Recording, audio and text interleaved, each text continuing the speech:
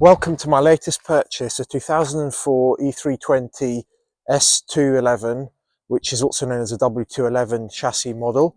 The car is really a two-owner car from new. It's done 35,000 miles only. However, it's been sat for about the last year because the previous owner sadly wasn't in the best of health, and that's when I acquired the car. It needs an MOT and I hope to get it roadworthy again. The MOT has expired, but there's a few things we need to do in order for it to pass an MOT, and I'm just about to take you around to show you the car and show you what we'll get up to. So with the car obviously being sat, the brakes are not in the best of condition, so the discs are quite warped. What I mean by that is the outer edge of them, there's quite a lip on them and they wouldn't be passing an MOT or roadworthy. There's a lot of rust on them. The calipers need refurbishment and it will need new pads, and that's the same all round. The indicator here in the mirror, the glass or the plastic cover has been cracked and it's broken, so I'm actually in the process of trying to find replacement mirrors, probably from a donor car.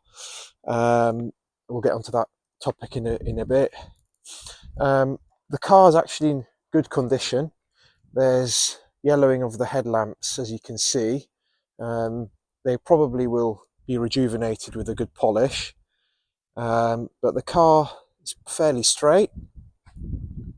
In time I will want to get the wheels refurbished just to make them look their best. But coming here, so the reason I want to try and find two mirrors from perhaps a donor car or another good example is because this mirror glass, as you can see, the layers have delaminated. So this car has auto-dimming exterior mirrors, and Mercedes effectively had a layer which has a liquid inside, and that liquid gets activated with car headlamps, and it changes to like a dark blue to make it dimming, and as you can see it's failed and it's caused this. So don't ask me why, but Mercedes are charging I think about £360 plus VAT retail price just for one mirror for this side, and the other side's about £30 or £40. I've no idea why there's such a vast difference, so I'm trying to find two complete mirrors from someone at the minute, so hopefully we'll be able to sort that out. This is the driver's side. So again, the wheels could do the refurbishment, but the car is pretty straight. It's an avant-garde model, so it has a blue tinted glass, xenon headlamps, the five spoke alloys.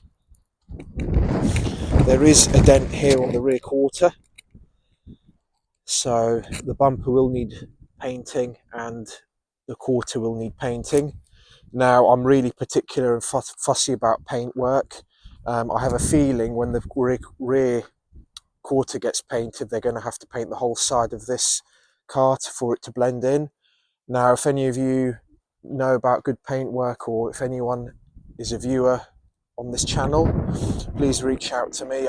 As I said, I'm really particular, and it has to effectively look like nothing's ever happened, and that's only when I'm happy with paint work. This is the rear. So this is obviously E320, so it's a petrol. It's not a diesel, it's a petrol 3.2 W211 engine. So the battery's flat, so I'm using my booster. These are fantastic pieces of kit, and it basically means I can move cars around and move them around and do what I need to do without actually changing the battery, but in time I will need to put a new battery. As you can see, the spare wheel has never been on the ground, it's brand new.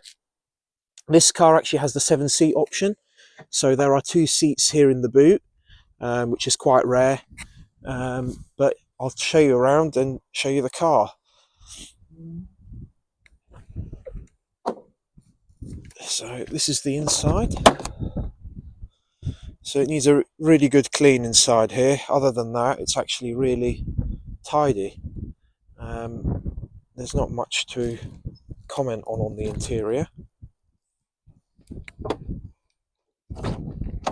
Those awful mats will be going. They're hideous in my opinion. They look really awful. Unfortunately, the car doesn't have any of the velour mats, so I will be needing a set of velour mats. So this car actually has the factory fitted command, so which is the sat nav system, and heated front seats.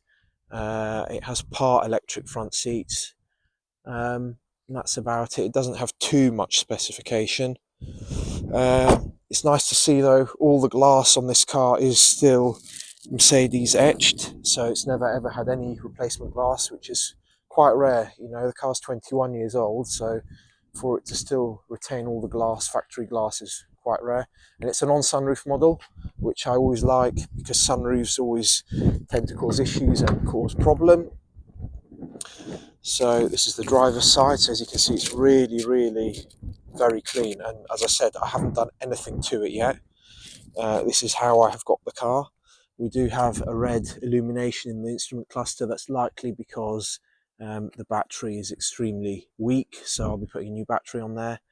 But yeah, as you can see, it's done 636 miles from new, which is extremely low for a estate version of a E-Class. And lastly, the rear, the right hand side, as you can see, it's really, I don't think anyone's even ever sat in here. It's immaculate.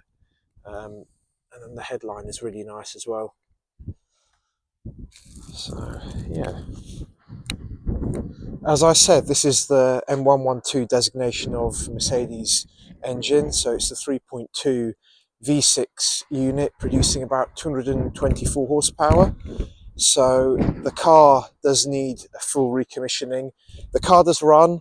It does run and it does drive, but it's been sat and it needs going through. So my plan with this is to change all spark plugs. This car takes 12 spark plugs. There are 2 spark plugs per cylinder. Not many people know that.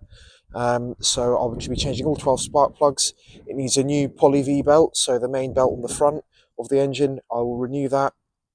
I will change the power steering fluid and the power steering fluid reservoir, because in the reservoir there's actually a filter, and that only gets, you can only renew that if you change the reservoir. So I'll change the reservoir.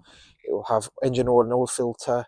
I will change the coolant and all the air filter, pollen filter, fuel filter, and I will also drain the screen wash tank and clean it out and make sure everything's clean in there, because what can happen when cars are sat for so long, the screen wash can stagnate and it can end up making everything smell when you use a screen wash. I probably will also do the shock absorbers for the bonnet. They are holding the bonnet, but they just feel like they're sticking. So I think it needs the new struts for the bonnet, and the boot definitely needs new struts because the boot is not holding open properly. So as you can see, that's the engine for this car. That's the poly V belt, which I was saying, it's quite brown and it is worn. It is still the original belt, and I have seen the Mercedes stamp on it. Its belt's fairly cracked, it needs renewing. As you can see, all the aluminium parts of the engine, they've got this furring effect, so that's the ABS pump as well. That is quite normal for vehicles that have been sat. You get this aluminium furring when the aluminium turns white like that. I do have an idea for that, and I hope to show you along the way what we'll do with that. These engines are notorious for rocker cover gasket leaks, and this one, so this is the rocker cover, and then this there, that's the rocker cover gasket. Towards the bottom, I can't really show you that well, but it is starting to weep, so we will be changing the rocker cover gaskets on this. But as you can see, I mean, short of it just needs a good clean, but it is very tidy. It needs a really good clean and a wash, but it's actually very, very clean and tidy in here. There's not much to comment on. The bonnet's really nice. The sound deadening's probably a bit shrunk. We may probably renew that, but yeah, it's still got all the original labels, which is all very important. But no, the car's extremely clean. It's a very original car. It's had oil change and oil filter every 5,000 miles, and I have that all documented. But yeah, it's it could do with some work, and I hope to bring you along the way and show you what we get up to. So as you saw, I plan to get this car back on the road, put an MOT on it, make it roadworthy, and I can use the car comfortably, reliably. So in order, obviously I'm going to have to do the brakes, fully service the car, anything that else might need doing, bushes, suspension work, I'll be doing that and hopefully filming it and showing you what I get up to. And then at last, I'll do all the cosmetic stuff, so probably the paint work. The most important thing at this point is getting it roadworthy and putting MOT. But I'll then do the paint work, sorting out the bumper, refurbishing the wheels, and then completely detailing the car inside and out, getting it really looking back to its best. I'm already in talks with someone about 2 replacement wing mirrors. So if any of you know anyone else who are selling W211 spares, please let me know. Let me know in the comments, because I'm sure as I carry on with this project, there are going to be parts that perhaps aren't available from Mercedes, or more so, they're probably discontinued. These are getting old now, these cars. I mean, this one's 21, 22 years old, going to be next year, and they're only getting older, and parts are going to become more and more scarce. So you may ask me, what is the long plan for this car? I hopefully will use it as a daily car. I use a W208 CLK Mercedes as my daily car at the minute, which, those of you who don't know, it's a coupe, and using a coupe as a daily car can get quite difficult. I'm forever shuffling car parts around, moving spares around, things for the house, you know what it's like. And having a coupe, doing that as a daily car, as nice and as gorgeous as it is, it's very difficult. So I aim to use this car daily. It hopefully will be a lot more practical for me, and comfortable, and soak up the miles with ease. So I hope you'll be part of this process in me bringing back this car to its former glory. And all I can ask from you at this stage is if you could please comment, like and subscribe, and stay tuned for more on this series. Thank you so much for watching, and I'll join you in the next one.